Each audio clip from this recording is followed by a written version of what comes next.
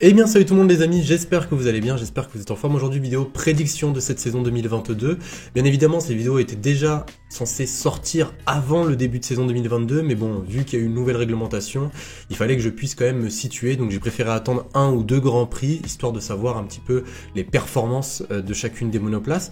Là pour le coup, je pense pouvoir assez bien me situer, mais après voilà, bien évidemment ça reste mon classement à moi, donc je vous invite fortement à mettre le vôtre dans les commentaires. En tout cas, si le concept vous plaît, n'hésitez surtout pas à liker la vidéo, ça m'aide beaucoup, à vous abonner si ce n'est pas déjà fait, et on est parti pour le numéro 20. Alors pour la 20e position, je vais mettre Nicolas Latifi. Alors ça me fait assez mal au cœur de mettre Williams en dernière position, mais là où on pouvait se dire, par exemple en 2021, que Haas était quand même légitimement dernière, et bien là pour le coup je vois que Williams en tant que bon dernier.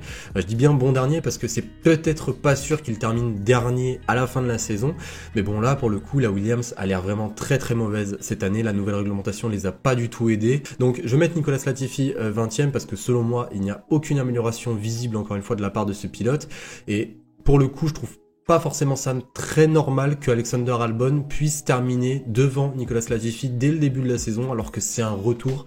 Donc voilà, je préfère mettre Nicolas Latifi 20e, j'espère me tromper sur son compte. En tout cas, voilà, pour les Williams, et c'est d'ailleurs pour cela que je vais mettre Alexander Albon 19e, voilà les deux Williams dernières. Je sais que c'est assez dur pour les fans Williams, je suis moi-même un énorme fan de Williams, voilà c'est une écurie historique, mais honnêtement, vu la voiture qu'ils ont les deux là, je les vois pas forcément faire une très très bonne saison. Pour la 18e et 17e position, je vais mettre deux pilotes Aston Martin, et je pense que vous l'avez déjà vu venir, hein, vu les performances horribles des Aston Martin.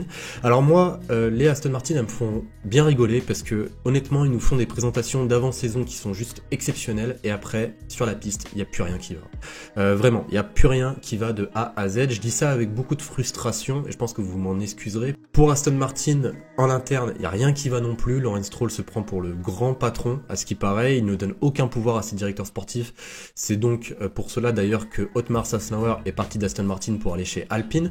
Donc rien ne va dans cette écurie, donc c'est pour ça que je vais les mettre à la 18e position pardon, pour Lance Stroll, et 17e pour Sébastien Vettel, et ça me fait énormément mal au cœur de le dire. À la 16e position, je vais mettre le premier pilote motorisé par Ferrari, et ça va être Zhang Yuzhou. Alors Zhang Yuzhou, il fait un bon début de saison selon moi, voilà, honnêtement avec une Alpha, il marque les premiers points de sa carrière dès son premier Grand Prix.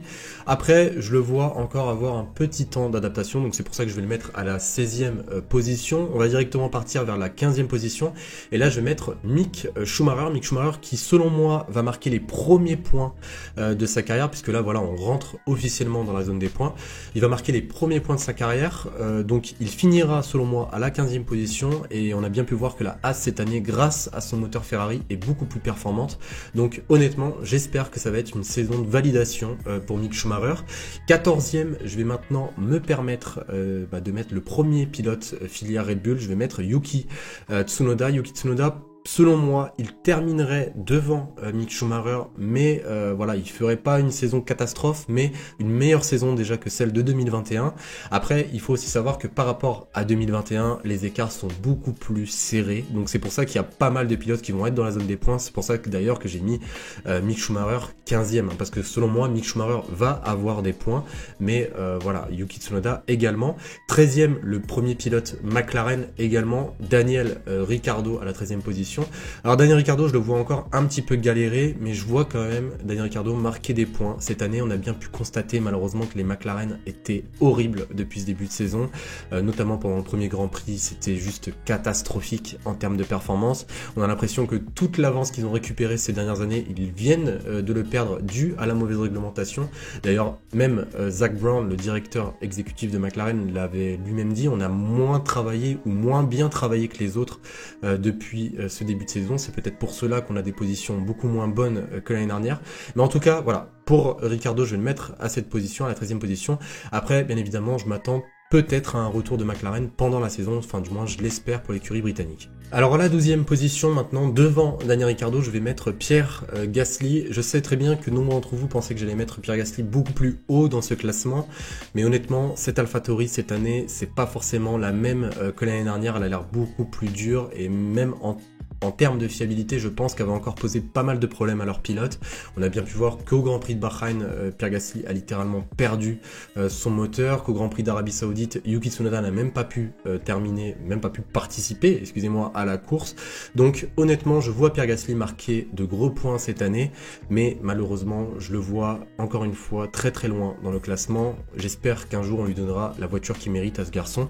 En tout cas, voilà pour la deuxième position de Pierre Gasly. Pour la 11e position, je vois maintenant Valtteri Bottas. Alors certains vont me dire peut-être que je le mets trop loin également, mais avec un moteur Ferrari dans cette Alpha, on a bien pu constater que Valtteri Bottas était beaucoup plus à l'aise dans cette Alfa Romeo, que l'Alfa Romeo est une très très bonne voiture cette année. Après, voilà, il y a aussi le côté psychologique. Valtteri Bottas, je le sens beaucoup plus libéré depuis qu'il est parti de chez Mercedes. Il a beaucoup moins de pression sur ses épaules. Il me rappelle un petit peu le Valtteri Bottas de l'époque Williams. En tout cas, honnêtement, Valtteri Bottas, je le mets à la 11e position. Je le vois également marquer de très très gros points cette année.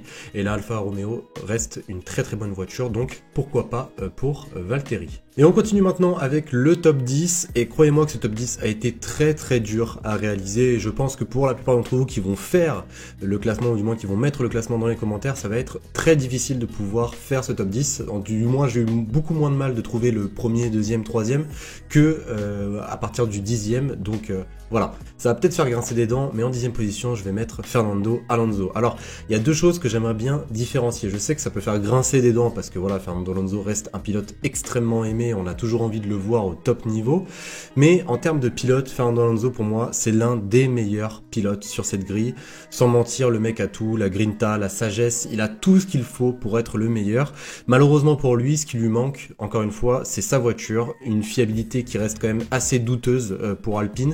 Ils ont essayé de construire un moteur qui était sur le même principe technique que celui du moteur Mercedes. Malheureusement, on a bien pu constater, rien qu'en Arabie Saoudite, que ça ne fonctionne pas, malgré qu'il y a eu une très très belle bataille avec son coéquipier.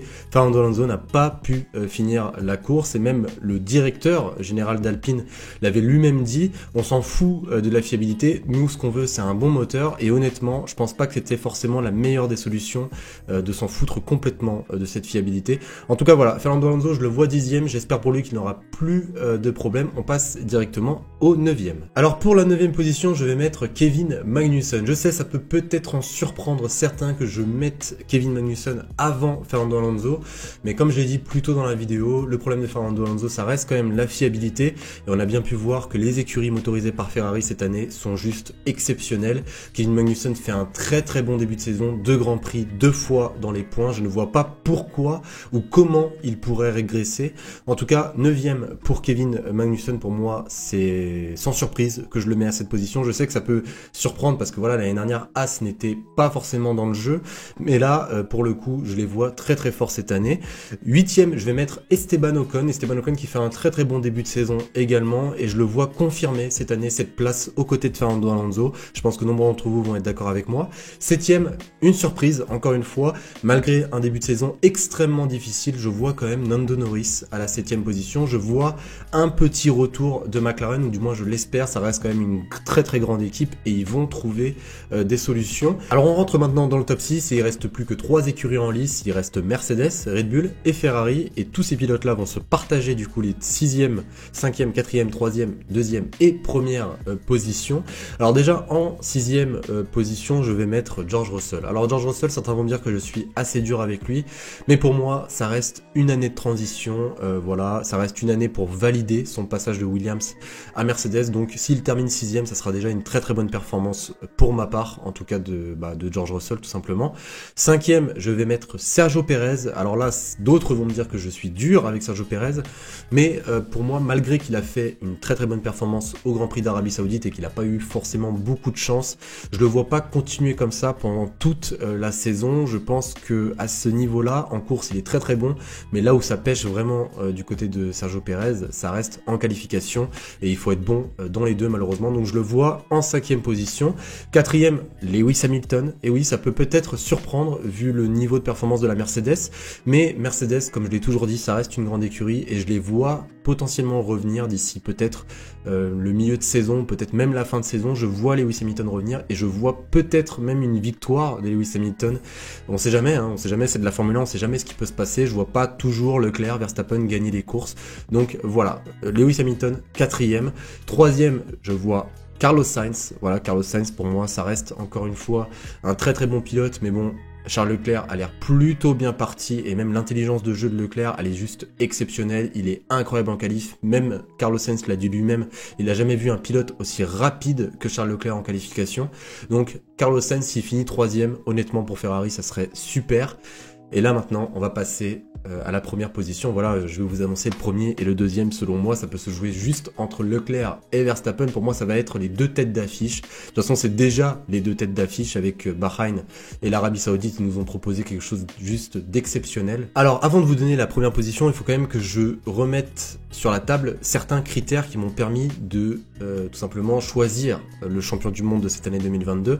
Alors déjà le premier critère, le vainqueur du premier Grand Prix depuis très très longtemps n'a jamais gagné le championnat du monde. Là le vainqueur c'était Charles Leclerc cette année, donc si on prend en compte cette stat, au final on peut se dire que Charles Leclerc ne sera pas champion du monde. Attendez, ne vous arrêtez pas là-dessus, je sais que ça peut être un argument assez bidon, même totalement bidon, mais bon, ça reste une stat et il faut la prendre en compte.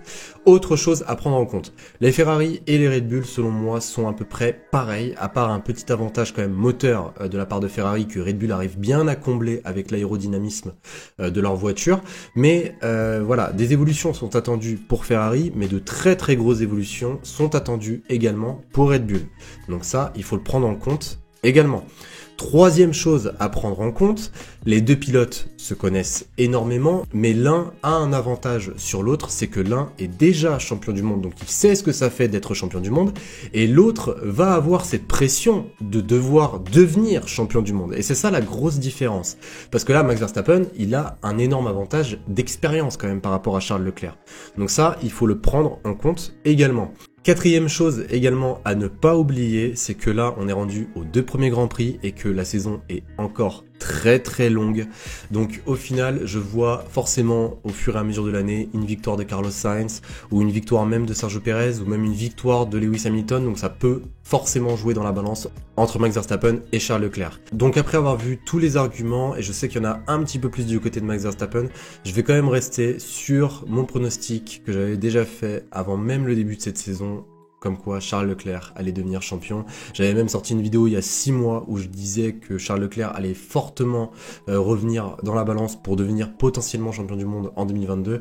Et bien là pour le coup je vais le mettre en tant que champion du monde 2022. Ça se joue vraiment à pas grand chose entre Charles Leclerc et Max Verstappen. Si c'est Max Verstappen qui termine en tant que champion du monde pour la seconde fois de sa carrière, honnêtement ça ne me surprendrait pas. Mais voilà, je pense que Charles Leclerc cette année ça peut être son année. Donc voilà les amis, vous me dites ce que vous en pensez dans les commentaires. Donnez-moi aussi votre classement. Voilà, bien évidemment, on respecte le classement de tout le monde. C'est pas parce qu'on met l'un devant l'autre, l'un qu'on doit se sentir offusqué. Donc voilà les amis, par rapport à mon classement final, j'attends le vôtre comme d'habitude dans les commentaires. Je serais très curieux de voir vous ce que vous auriez mis. Il faut savoir que ce style de vidéos sont en partenariat avec BetClick. Voilà, ils apparaîtront que pendant les vidéos pronostics ou prédictions. Donc là, je vous montre les cotes pour le champion du monde 2022. On peut voir que Lewis Hamilton est quand même à 10. Donc si vous voulez soutenir la chaîne et gagner 200 € sur BetClick, et bien n'hésitez surtout pas à mettre mon code promotionnel. Bien évidemment, le jeu comporte des risques et si vous êtes mineur, ce n'est pas fait pour vous, c'est très très important. Donc voilà les amis, j'espère que cette vidéo vous aura plu. Si c'est le cas, n'hésitez surtout pas à laisser un petit like et à vous abonner si ce n'est pas déjà fait. Et on se retrouve très très prochainement pour une nouvelle vidéo. Salut tout le monde!